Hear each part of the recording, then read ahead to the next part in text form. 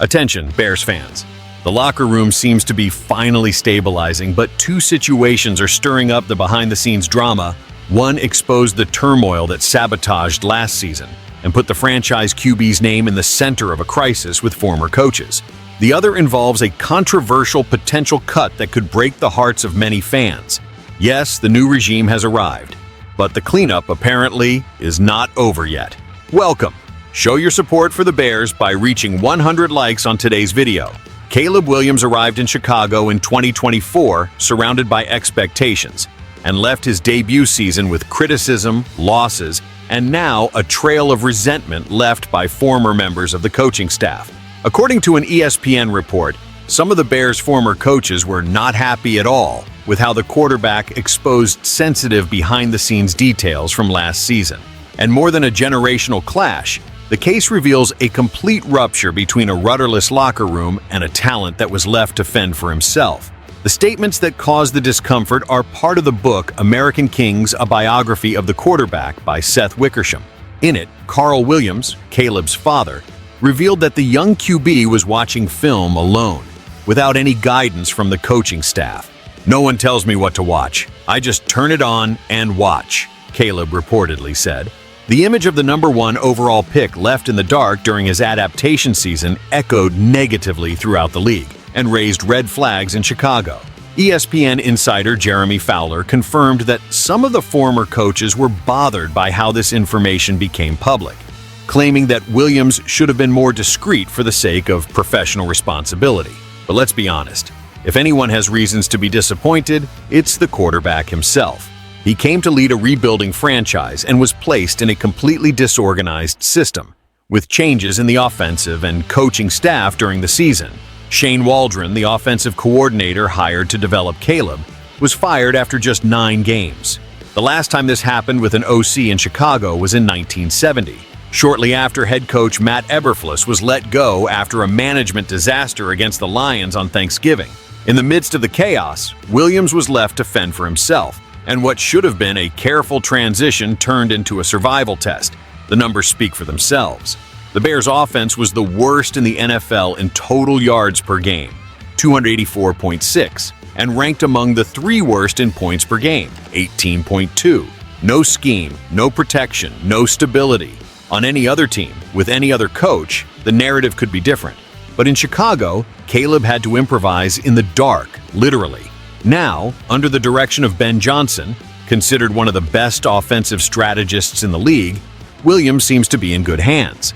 Fowler reported that the young QB has been receptive to Johnson's aggressive and demanding style, and his mental and emotional growth is already noticeable.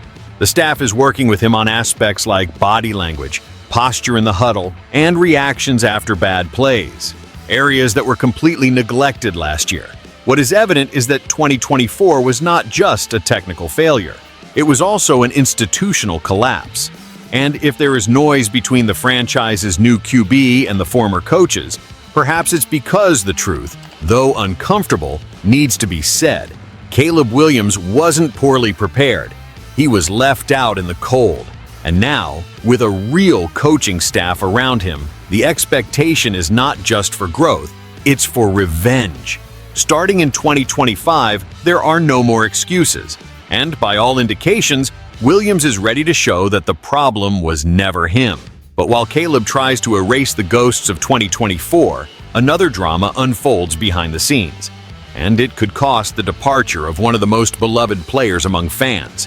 An administrative decision could put the reliable present and promising future of the quarterback room on a collision course. Tyson Bagent, one of the most unlikely and charismatic names in the Bears roster over the past 2 years, could be cut before the start of the 2025 season. The reason: the arrival of veteran Case Keenum, who has been prepared to be the new QB2 for Caleb Williams. The information was first reported by Billy Hyan of Sporting News and confirmed by other insiders. And it didn't take long for the news to gain traction and spark controversy among fans. Bagent emerged as a true success story. Coming from the unknown Shepherd University in Division II, he won the 2023 training camp, surpassed more experienced names, and even started games while Justin Fields was recovering from injuries. His mature demeanor, tactical intelligence, and dedication in practice quickly made him a favorite in the locker room and a symbol of the franchise's resilience during a turbulent period. But now, under a new regime led by Ben Johnson and Ryan Poles, the logic is different. The top priority is the development of Caleb Williams. And in this scenario, the coaching staff prefers to rely on an experienced backup with NFL mileage, like Keenum, instead of investing time in a long-term project like Bagent. For many, it's a comprehensible decision. Keenum has 78 career starts, was even a conference finalist with the Vikings in 2017, and perfectly understands what it means to be a behind-the-scenes guide for a young talent. He does not seek the spotlight, knows how to read complex defenses, and has the confidence of any coach to step onto the field and keep the team functional in case of emergency. But the argument for Bagent is also strong. He is young, knows the locker room, has already shown in 2024 that he is capable of evolving with time and structure. And most importantly, he has fully embraced Ben Johnson's philosophy. In a recent interview, Bagent was clear. This staff looks you in the eye and holds you accountable as it should be. I'm loving it. He's not just adapting, he is reinventing himself. Furthermore, there is a strategic management perspective that needs to be considered. If Caleb Williams is the future and Keenum is just a temporary insurance policy, why not keep Bagent as the third option, developing him to be a future QB2 who is cheaper and integrated into the system? The Bears might be giving up a midterm asset just for short-term security. Another point to consider is the risk. If Bagent is cut, it is unlikely he will go unnoticed on waivers. With the scarcity of good backups in the league, there are good chances another team will seek him out immediately. In other words, the Bears risk losing a player who could be useful, and even tradable, for nothing. The most obvious solution, which many analysts have been advocating, is simple. Keep 3 quarterbacks on the 53-man roster. It is not an unusual decision, especially with a rookie as the starter and an aging veteran as the backup. Having depth is prudent. Cutting talent for convenience could be costly. Still, it seems that Poles and Johnson will have to choose, and whatever the decision, it will generate noise. If they cut Keenum, they give up a reliable mentor. If they cut Bagent, they send a harsh message. No matter how dedicated you are, the new project will always overshadow what came before. The atmosphere in Chicago is one of reconstruction, yes, but also of tough cuts and hard truths. And every move made now, whether in statements or cuts, will set the tone for the new era of the Bears. The Bears are trying to turn the page.